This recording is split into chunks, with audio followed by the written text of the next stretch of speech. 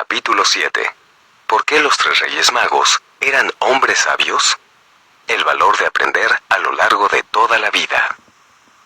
En la escuela dominical aprendí una importante lección de vida de los tres Reyes Magos. Mi maestra era increíble, y estoy seguro de que una de las razones por las que era genial era porque adoraba dar clases a niños. En una ocasión nos preguntó, ¿por qué los tres Reyes Magos eran hombres sabios? Porque tenían dinero y llegaron con regalos costosos. O sea, eran ricos y sabios. Pero evidentemente, esa no era la respuesta que esperaba mi maestra. Después de que otros compañeros trataron de contestar la pregunta, ella sonrió y dijo, los Reyes Magos eran sabios, porque toda su vida buscaron grandes maestros. Luego se quedó callada un momento, para que aquel pensamiento se imbuyera en las mentes de los niños menores de 12 que éramos. Eran hombres sabios y ricos porque nunca dejaron de aprender. Siguieron adquiriendo conocimientos nuevos a través de maestros extraordinarios, continuó explicando. Entonces, ¿fueron estudiantes a lo largo de toda su vida?, preguntó el cerebrito del grupo.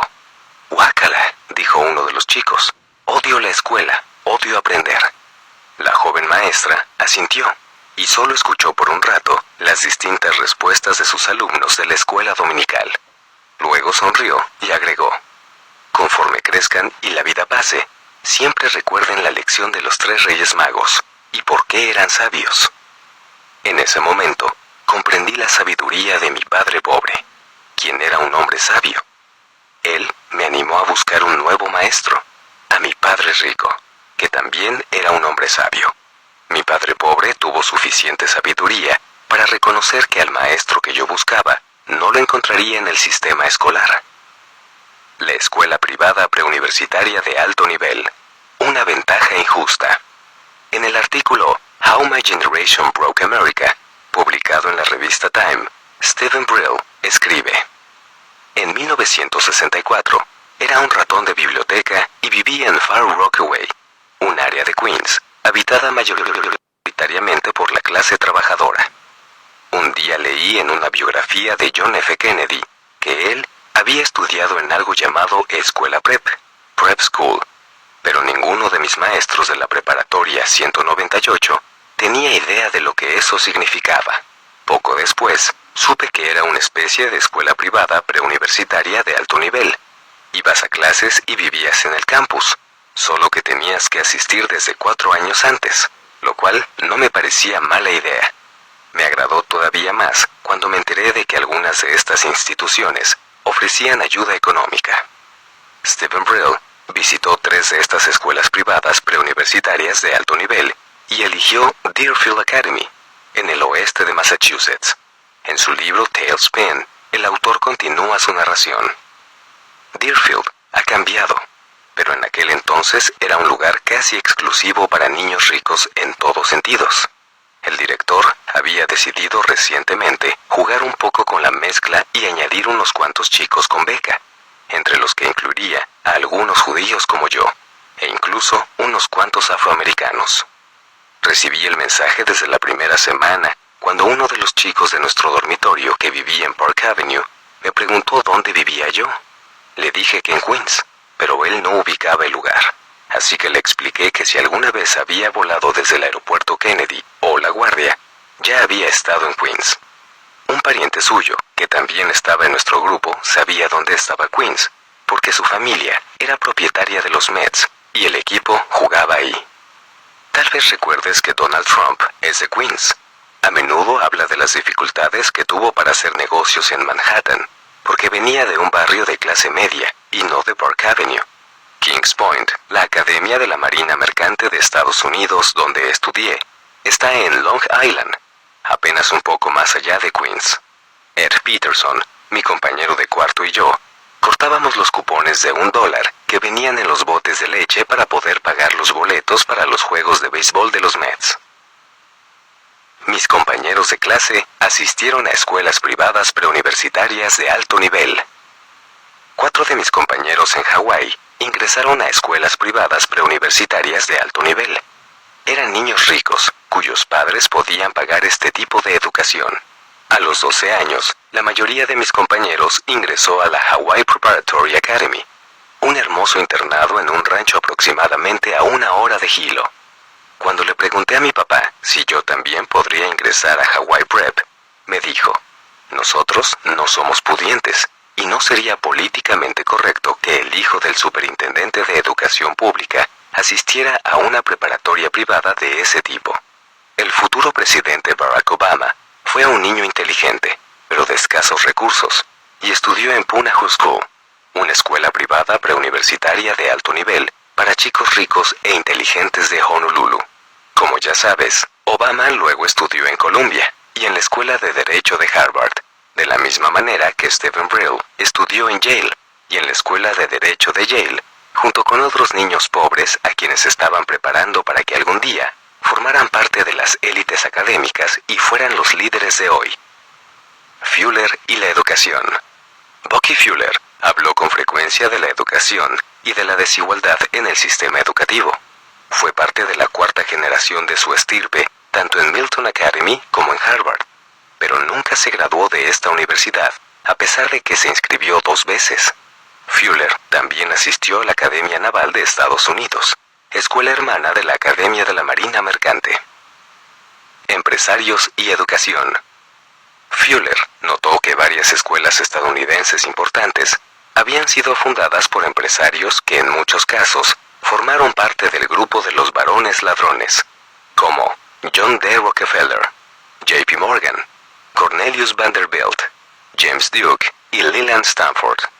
He escuchado que Fuller le llama a Harvard Escuela de Contabilidad J.P. Morgan y a la Universidad de Chicago Escuela de Economía de John D. Rockefeller. Las universidades Duke, Stanford y Vanderbilt fueron nombradas en honor a grandes empresarios. La preocupación de Fuller era la misión o propósito detrás de la filantropía del empresario y de su interés en la educación superior.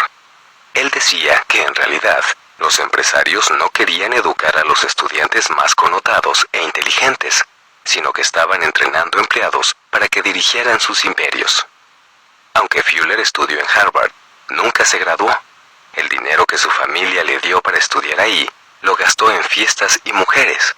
Y cuando llegó el momento de los exámenes y no se presentó, los directores tuvieron que pedirle que se fuera, en 2 ocasiones y por el mismo problema. Brill está de acuerdo. Kennedy, Bush, Trump y Romney provenían de una clase social que heredó fortunas amasadas durante generaciones. Todos eran hijos de familias que podían pagar la mejor educación, empezando por las escuelas privadas preuniversitarias de alto nivel, tutores privados, preparación para los exámenes estandarizados y profesores que lograron meterlos a las mejores universidades. Brill cuenta que cuando todavía estudiaba en la escuela preuniversitaria, tuvo una reunión con R. Inslee Clark Jr., decano de admisiones de Yale. Después de la breve entrevista, Clark le aseguró que sería aceptado en la universidad y que no necesitaba solicitar ingreso a ninguna otra escuela. Según Brill, lo que no sabía yo entonces era que formaba parte de una revolución dirigida por Clark, a quien le apodaban Inky. Estaba a punto de convertirme en parte del grupo que llegaría a ser conocido como los chicos de Inky, y más adelante, las chicas de Inky. A los alumnos veteranos que entrevistaban a los candidatos para ingreso a la universidad, se les instaba a no dudar en privilegiar la admisión de un chico con predicciones académicas relativamente bajas, pero con características personales extraordinarias, en lugar de la de un joven con perspectivas académicas elevadas, pero con un perfil mucho más bajo y gris. Un alumno de Yale no estuvo de acuerdo, y esto fue lo que dijo respecto al ingreso de chicos pobres no caucásicos. Permítanme regresar a la esencia. Están admitiendo a una clase completamente distinta a la que estamos acostumbrados. Están hablando de líderes judíos y de graduados de escuelas públicas. Miren alrededor de esta mesa. Estos son los líderes de Estados Unidos. Aquí no hay judíos ni graduados de escuelas públicas. Aquel alumno perdió la batalla, y los chicos de distintas etnias provenientes de escuelas públicas empezaron a ingresar a Yale y a otras universidades de renombre. Este mismo grupo de estudiantes extremadamente destacados provenientes de las clases media y pobre es el que dirige el mundo actualmente. Hoy son Barack Obama, Bill Clinton, Hillary Clinton, Ben Bernanke y otros. Ellos son los nuevos integrantes de las élites académicas que no venían de familias adineradas. Es la gente que tuvo que trabajar arduamente para entrar a las mejores escuelas y para amasar sus fortunas. Esto es precisamente lo que encoleriza a Brill. Para alcanzar el sueño americano, muchos de los estadounidenses más talentosos y motivados aprovecharon todo lo que hace grande a Estados Unidos. La primera enmienda, el proceso debido, la ingenuidad financiera y legal, los mercados libres y el libre comercio, la meritocracia e incluso la democracia misma. Y lo alcanzaron, pero solo para ellos mismos. Después de una manera inusitada, lograron consolidar sus ganancias, aprovechar las fuerzas que habrían podido restringirlos y ser más inteligentes que ellos. Y luego, destruyeron el puente para que nadie más pudiera ser partícipe de ese éxito o contender su supremacía. Traducción. Los muy inteligentes, trabajadores y motivados chicos de las clases media y pobre alcanzaron el sueño americano y luego modificaron las leyes y el sistema financiero para que nadie más pudiera seguirlos en su camino al éxito. La única manera en que una persona ordinaria puede alcanzar su estatus es convirtiéndose en uno de ellos. Y eso implicaría regresar primero a la escuela privada preuniversitaria correcta. Respecto al fin de la democracia, Brill comenta: como resultado de su destreza, de su motivación y sus recursos, y de cierto grado de privilegio, ya que aunque estos luchadores provenían de circunstancias humildes, la mayoría eran hombres blancos. Estados Unidos no abandonó su ideal más ambicioso y altivo, el imperfecto, siempre debatido y perpetuamente anhelado equilibrio entre la vigorizante desigualdad de los logros en una economía competitiva, y esa igualdad, promesa de la democracia, que vincula a la comunidad. En una batalla que comenzó hace medio siglo, los luchadores ganaron. Traducción. Al demonio la democracia. Yo ya tengo lo mío. Esta es la razón por la que el socialismo se está extendiendo en Estados Unidos. Por eso vi en Hilo tantos letreros que decían que se aceptaban tarjetas EBT. Por eso un dentista relativamente inteligente puede tener una deuda de más de 1.2 millones de dólares y no saber qué harán él y su esposa para pagarla.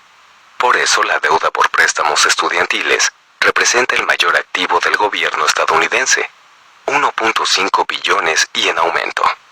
Y por eso Estados Unidos es ahora una nación deudora e imprime más y más dinero para pagar la deuda que la misma impresión de dinero genera.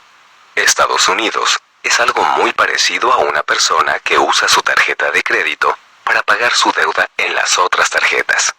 Por eso no hay educación financiera en nuestras escuelas. La estupidez financiera es muy rentable para la gente que sabe imprimir dinero falso. Las buenas noticias.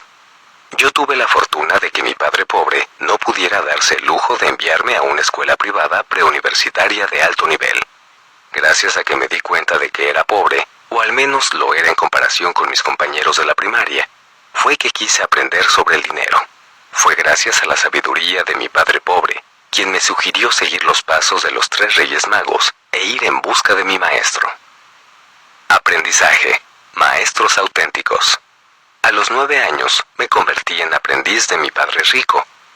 El concepto del aprendiz es uno de los métodos más antiguos de la educación auténtica. Este tipo de enseñanza funciona porque la mayoría de los aprendices adquiere su conocimiento a través de maestros de verdad, no de maestros falsos. En el medioevo, por ejemplo, si querías aprender lo necesario para ser herrero, aprendías de un verdadero herrero.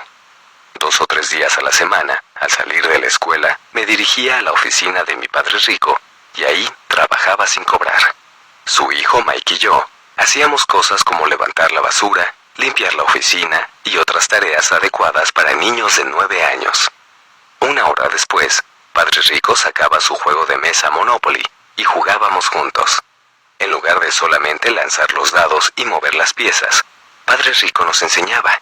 Nos pedía que pensáramos antes de mover y nos explicaba diferentes estrategias financieras adecuadas para niños de 9 años. A medida que fuimos creciendo, nuestras tareas como aprendices empezaron a enfocarse más en los negocios y en la inversión. Sin embargo, siempre terminábamos jugando Monopoly y recibiendo educación financiera a cambio de nuestro trabajo gratuito.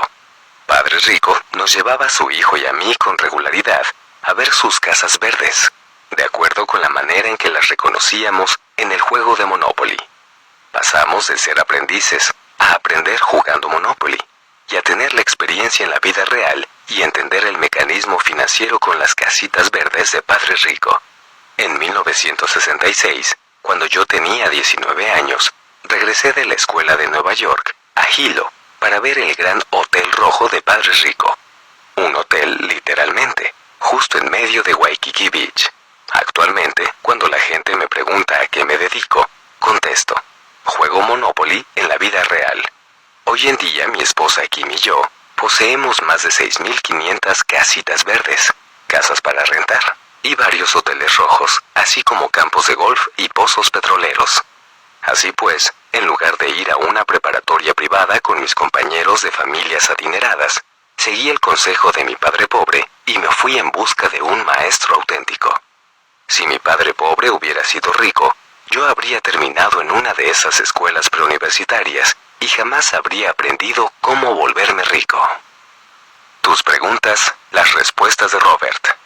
Pregunta: Robert, dices que el sistema financiero está amañado, y yo estoy de acuerdo contigo. Pero exactamente cómo puede la gente normal o promedio beneficiarse de esto también. ¿Hay alguna manera de voltear el juego a nuestro favor? Glenn B., Alemania. Respuesta: a menudo me preguntan, ¿qué le recomiendas al inversionista promedio? Y mi respuesta es: no seas promedio. Pregunta: ¿cómo podemos tener fe o confiar en el sistema bancario? ¿De manera general o en medio de una crisis? Jeffrey T., Malasia. Respuesta: hay una diferencia entre las palabras fe y confianza. Yo tengo fe en mi creencia de que los bancos son codiciosos y que solo se enfocan en sus propios intereses. No confío en que el sistema se ocupe de sus clientes, independientemente de si hay un colapso o no. Pregunta: ¿estás seguro respecto a las expectativas a largo plazo de Estados Unidos? ¿Qué vida alternativa y áreas de inversión del mundo sugieres? Wendell M., Estados Unidos. Respuesta: Estados Unidos es el país más poderoso y rico de la historia moderna. Yo fui bendecido al nacer estadounidense, y por eso luché en Vietnam para servirle a mi país.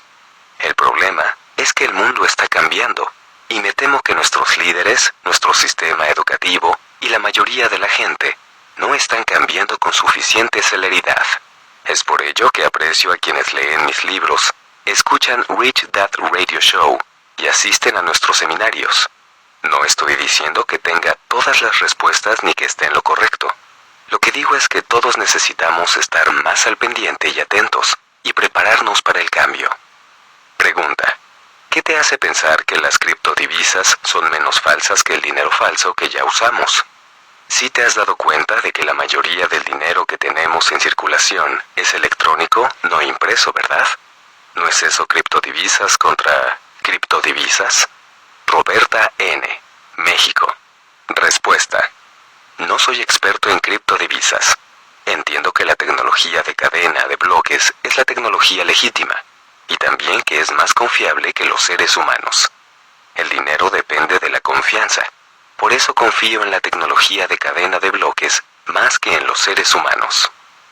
Pregunta: yo vivo en Etiopía. ¿Todo lo falso afecta a todas las economías del mundo? Mi país está creciendo rápidamente, pero tiene muchos sistemas financieros extraños.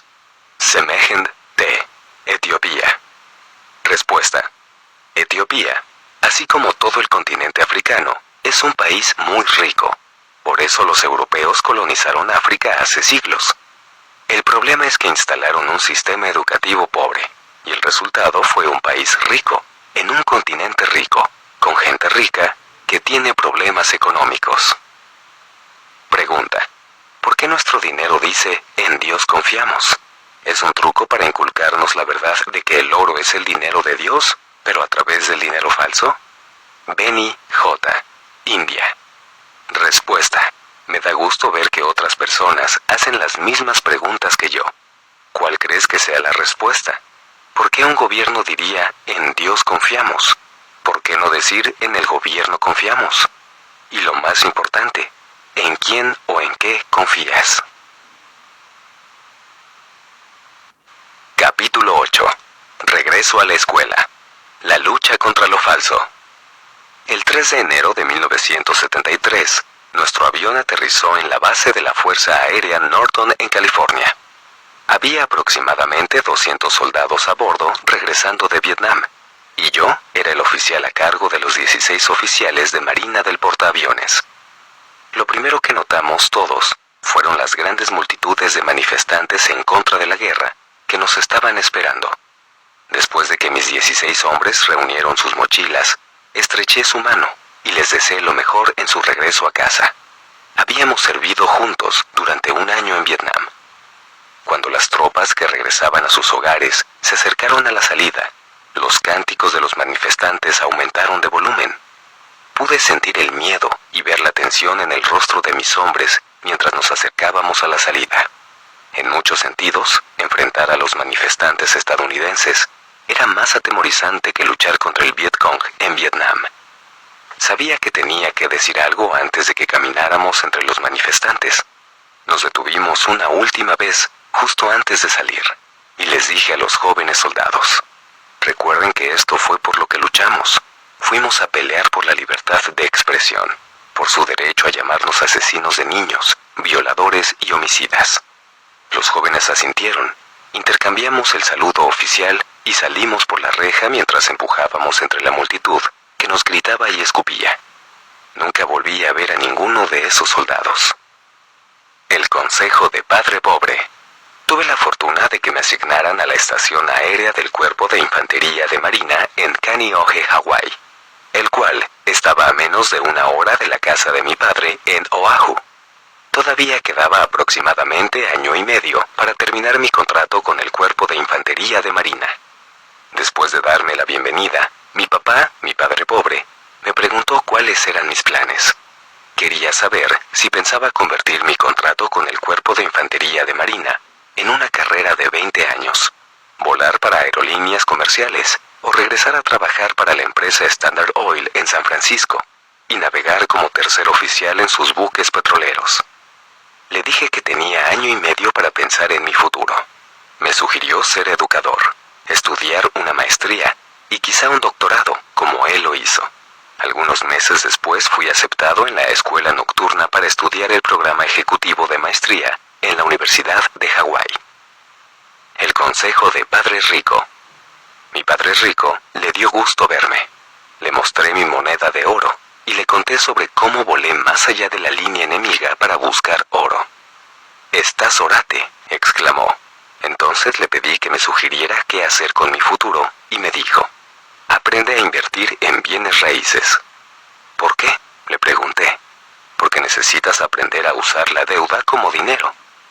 Padre Rico y yo hablamos en detalle sobre el presidente Nixon y su decisión de sacar al dólar del patrón oro.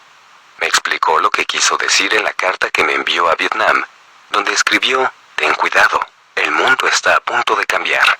Él sospechaba que el dólar iba a ser 100% deuda por siempre. Ni Nixon ni las autoridades restaurarían el dólar como parte del estándar oro. Cuando estaba respaldado por este metal, el dólar era aproximadamente 80% deuda y 20% oro. ¿Qué significa eso?, pregunté. Significa que el dinero es deuda, que solo se puede crear dinero si se genera deuda. Significa que el Banco de la Reserva Federal de Estados Unidos y el Tesoro van a animar a toda la gente a endeudarse. Si la gente no se endeuda, la economía no crecerá, me respondió. A Padre Rico le había ido muy bien económicamente, porque usó la deuda cuando el dólar todavía lo respaldaba el oro, y en 1973 sospechó que se volvería todavía más rico ahora que el dólar sería 100% deuda. Pero también estaba preocupado. Yo estaba sentado frente a él con mi uniforme de oficial de la Marina en su oficina de Waikiki cuando me preguntó: ¿Tienes tarjeta de crédito?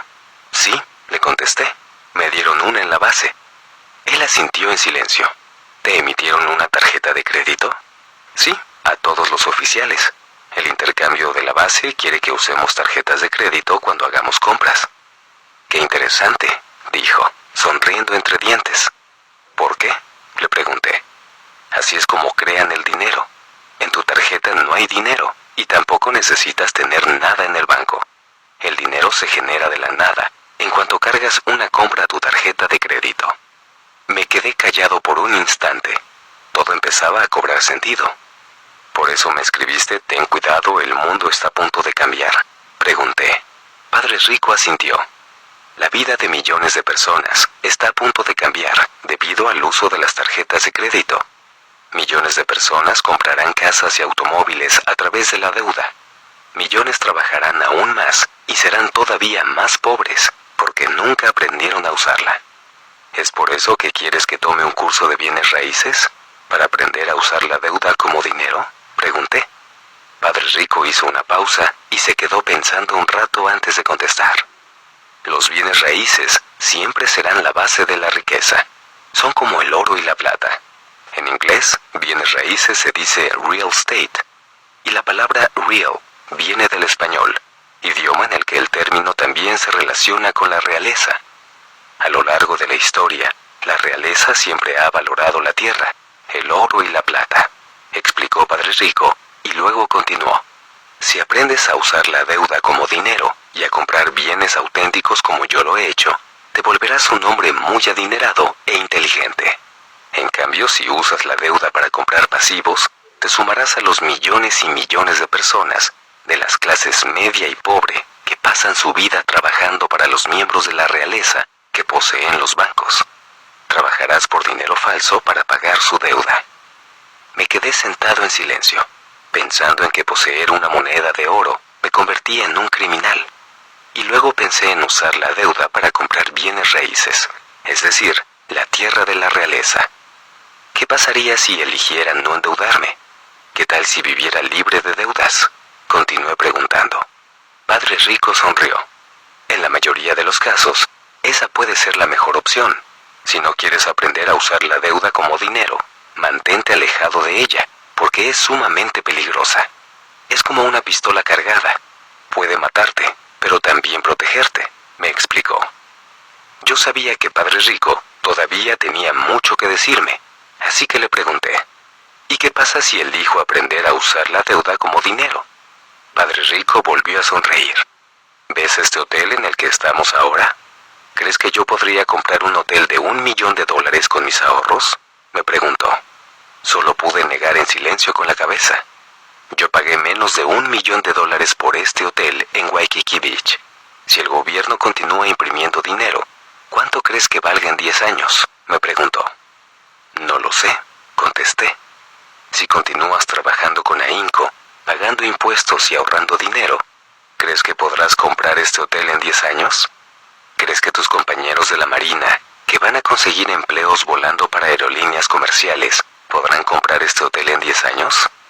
Realmente no sabía qué decir ni cómo responder a sus preguntas. Los turistas japoneses que llegan en hordas y con montones de dinero están comprando Waikiki y el resto de Hawái. ¿Quieres trabajar para japoneses? ¿Crees que podrás comprar bienes raíces en Waikiki en 10 años? ¿Crees que en una década podrás comprarte una casa con vista a la playa?, añadió. De pronto, empecé a interiorizar la lección de Padre Rico. ¿Me enseñarías a invertir en bienes raíces?, le pregunté. Padre Rico negó con la cabeza. Yo invierto en bienes raíces, pero no enseño sobre eso. Además, sigo siendo un estudiante y no dejo de tomar cursos, me explicó. Si quieres ser inversionista profesional, también debes estudiar y convertirte en el tipo de persona que aprenda a lo largo de toda su vida. El uso de la deuda como dinero es un juego peligroso y arriesgado. Así que si no estás dispuesto a aprender por siempre, mejor no trates de usar la deuda para adquirir bienes raíces. Tenía que pensarlo bien, porque odiaba la escuela, y la idea de ser un estudiante de por vida no me agradaba en absoluto. Padre Rico notó mi reticencia. Ahora que eres piloto, ¿acaso no tomas clases de vuelo todo el tiempo?, me preguntó y yo asentí. Sí, constantemente. Llevo 5 años volando, pero siempre estamos tomando clases de vuelo más avanzadas, más difíciles, señalé. Invertir en bienes raíces no es muy distinto. Siempre estoy tomando clases, siempre estoy estudiando. Por eso ahora tengo este hotel en Waikiki Beach. Me dijo, es igual que en el Monopoly. Cuando tú y Mike eran niños, yo tenía casitas verdes, pero ahora poseo hoteles rojos. Si no estudiara y tomara cursos constantemente, no estaría sentado en esta hermosa playa, agregó. Tras un largo silencio le dije, me voy a inscribir a un curso de bienes raíces. Padre Rico sonrió y nuestra reunión llegó a su fin. Mi programa de maestría. Ahora tenía dos padres a los que debía escuchar. Mi padre pobre me sugirió que estudiara una maestría y un doctorado, en tanto que mi padre rico me recomendó tomar cursos de inversión en bienes raíces. Inscribirme al programa de maestría no me causó problemas porque el Cuerpo de Infantería de Marina tenía un oficial a cargo de los programas de educación superior.